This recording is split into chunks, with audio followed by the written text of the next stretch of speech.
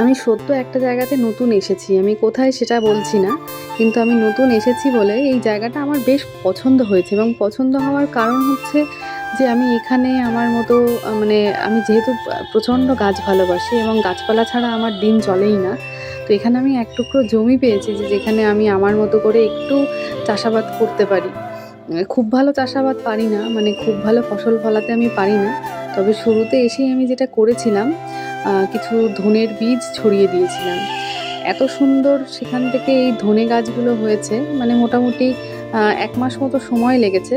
এবং সেখানে দাঁড়িয়ে এখন আমার এত ধনে পাতা হয়েছে, আমি মানুষকে দিয়েও দিচ্ছি, নিজেও ব্যবহার করছি প্রতিদিন। যতটুকু প্রয়োজন হচ্ছে ততটুকু আমি নিজের মতো নিয়ে নিয়ে একটু একটু করে ব্যবহার করছি। এবং সেই সঙ্গে আরেকটা জিনিসও করেছিলাম, প্রতিদিন ধরুন ওই যখন সবজি কাটা হয়, তো তখন ওই সবজি যখন কাটা হয় সেখানে হয়তোবা টমেটো কাটলাম, এবং টমেটোর যে জলটা, মানে সেই দানাগুলো কখনো হয়তোবা আ আ জলের মধ্যে পড়ে যায়। তো সেই জলটাকে আমি আর ফেলি না। তখন আমি এই গাছগুলোর গোড়াতে দিয়ে দিই। তো সেখান থেকে দেখুন কয়েকটা টমেটোর চারাও হয়েছে। তো এই টমেটোর চারাগুলো অনেকটা বড় হয়েছে। এখনো ফল যদিও আসেনি, এটা আসতে আরও মানে ১-১.৫ মাস মতো টাইম লাগবে। তো জানি না কি হবে।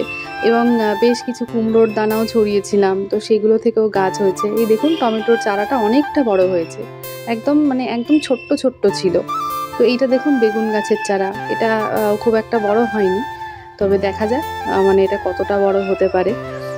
তো আপাতত আমার এই ধনেপাতাগুলো অনেকটাই তুলে নিয়েছি আমি। আ কাজ মেটার মতো হয়ে গেছে। আ আর দরকার নেই। যেটুকু হয়েছে আমার মোটামুটি ২ দিনের জন্যে হয়ে যাবে। এবার চলুন দেখাই আপনাদেরকে যে আমার কুমড়ো গাছের যে চারাটা আছে, সেই চারাটা আপনাদেরকে একটু দেখাই।